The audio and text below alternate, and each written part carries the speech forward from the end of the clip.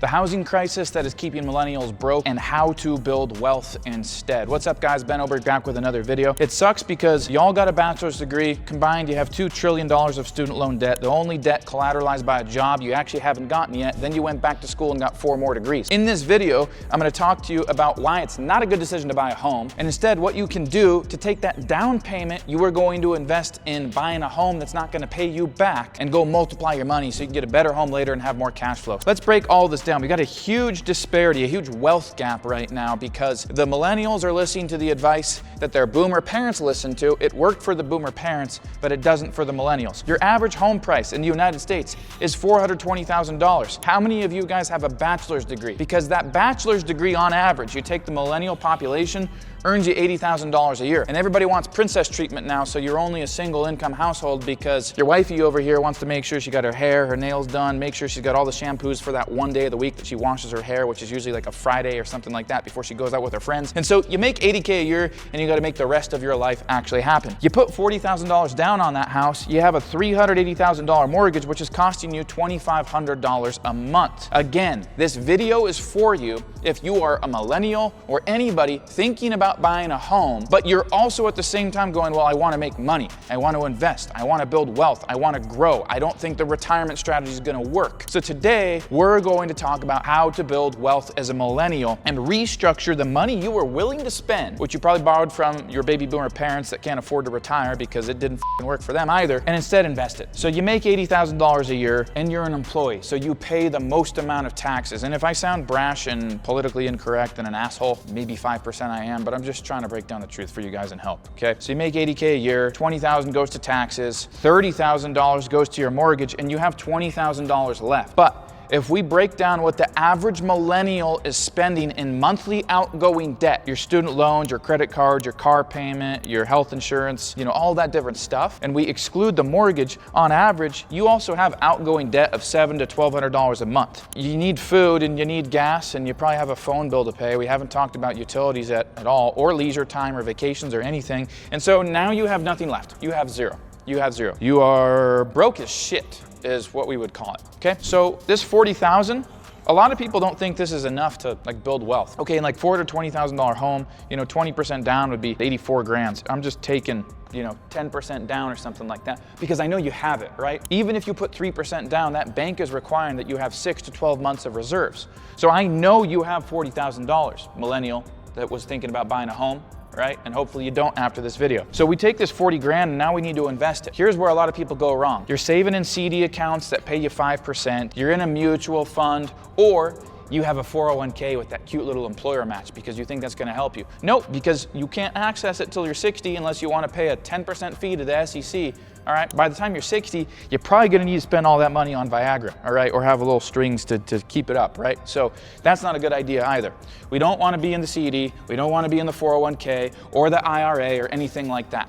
If you do have a 401 or an IRA, okay, I'm not gonna give Dave Ramsey advice, I'm gonna give you rural build wealth advice, and I'm not a financial advisor, so I don't get paid to do this, and I didn't take that little test that got me a little certificate that says, now I am an expert on money, all right? I didn't pass that test, right? So I don't have any knowledge. Okay, we can't do that, can't do that, can't do that. If you do have a retirement account, at the very least, get it self-directed and start learning about assets that you can know, like, and understand that generate a lot more than the typical retirement account. Because your typical retirement account does 7 to 10% annual. I don't care what research you do.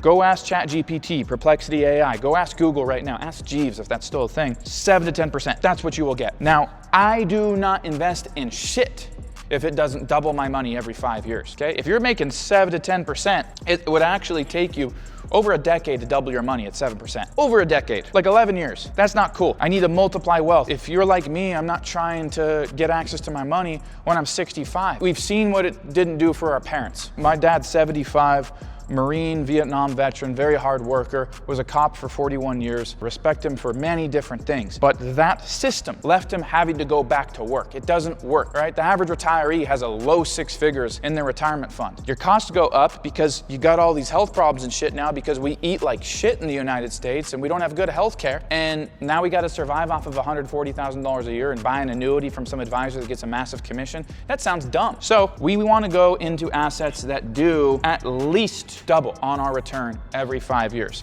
And I've talked about this a lot, but you have what's called the rule of 72. And what that is how long does it take to double your money every 5 years? That's the way I look at it. You have to have a 14.4% IRR is what it's called to double your money every 5 years, okay? So there's 2 steps I break this down into. First of all, I will not touch an asset unless I can leverage it, duplicate, repeat the process, hedge inflation, and pay less taxes, okay? Those are like the 5 criterias for me. So the first thing is I keep my money where it makes 8 to 12%, okay? By the way, if you're loving this video so far, please smash that like button. If you're brand new to my channel, a little bit entertained, find me highly offensive, maybe consider subscribing so I can continue annoying you ethically, but actually giving you the truth, okay? I keep my money where I make 8 to 12%. Ben, where do you make 8 to 12%? In a dividend-paying, mutually participating, high early cash value, whole life policy, all right? Now, advisors are gonna talk shit about this because they all sell the bullshit that doesn't work, that pays them more commission, all right? I own a company that spent several years designing marketing systems for financial advisors.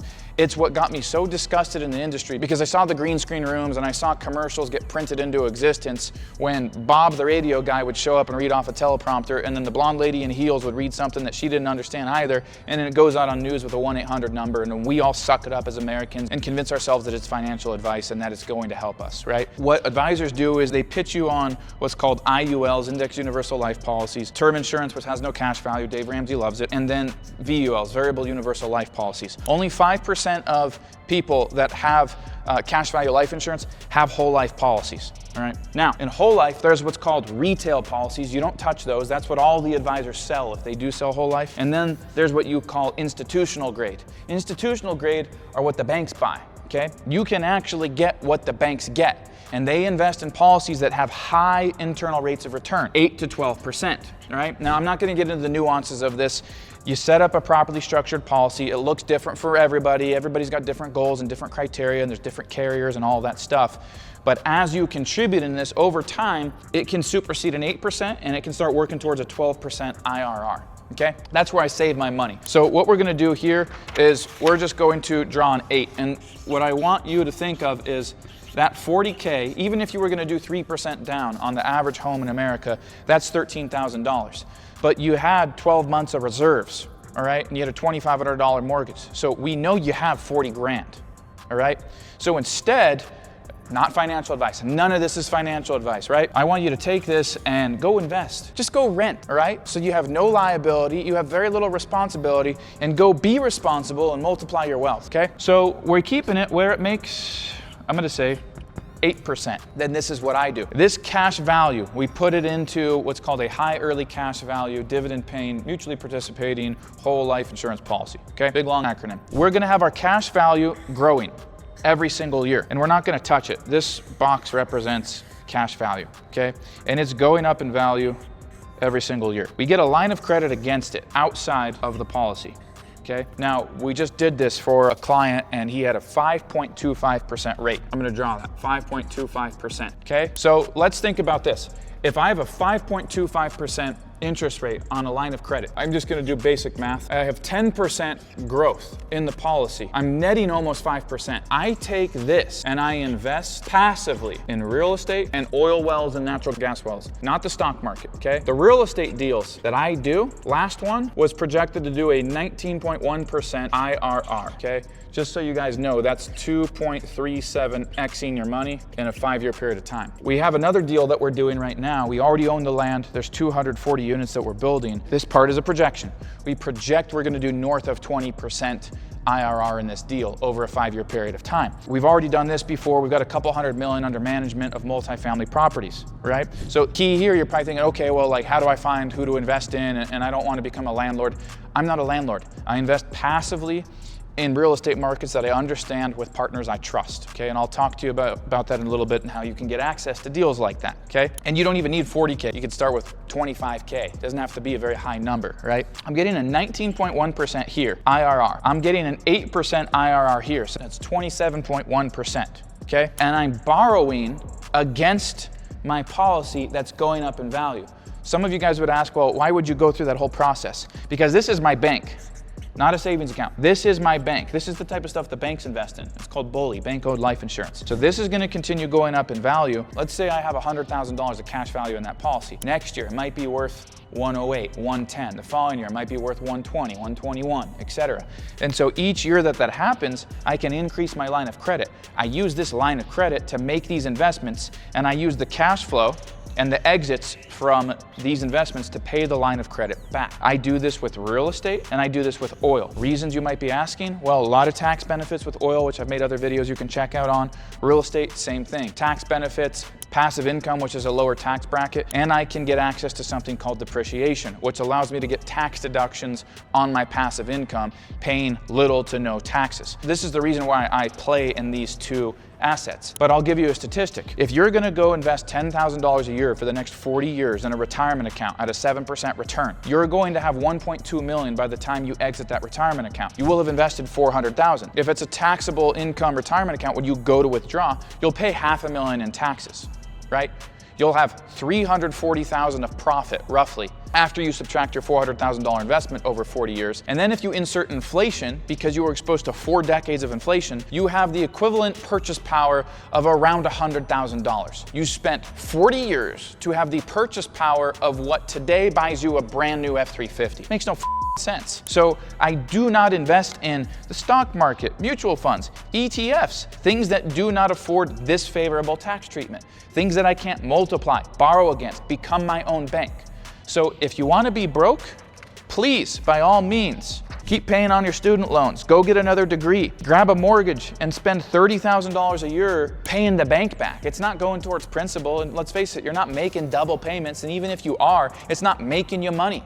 And your home is not an asset. It's not appreciating. It's not appreciating at the same rate you're paying the bank back. At the best, you're maintaining. So when people go, oh, you know, I'm sitting on equity in my home. I bought it for 500 grand, and now it's the year 2047, and I'm 68 years old, and you know, it's worth 1.2 million. You just exposed yourself to decades of inflation. You paid the bank 600-700 grand in interest. You didn't make shit. That's called stupidity. Okay? If you guys want to find out more about this, I have a community you can get a 7-day trial to for free. It's called the Capitalist Network. I will include a link in the description. I put all my wealth building partners under one roof. My CPAs, my tax advisors, my insurance partners. I'm one of the fund managers with our real estate, the oil deals that we do, the full strategy, getting access to the lines of credit, getting access to these type of institutional grade policies. This is all I do. And I don't need to go outside this and do more. I repeat this process. Again, it was those 5 things, right? I got to be able to duplicate it. I got to have the tax incentives. I got to be able to leverage. I got to be able to hedge inflation. These are all of the things that are necessary for investment criteria. So don't buy the home, all right? Invest in what's going to build your wealth. Appreciate you guys. Let me know any questions you have, and I'll see you in the next video.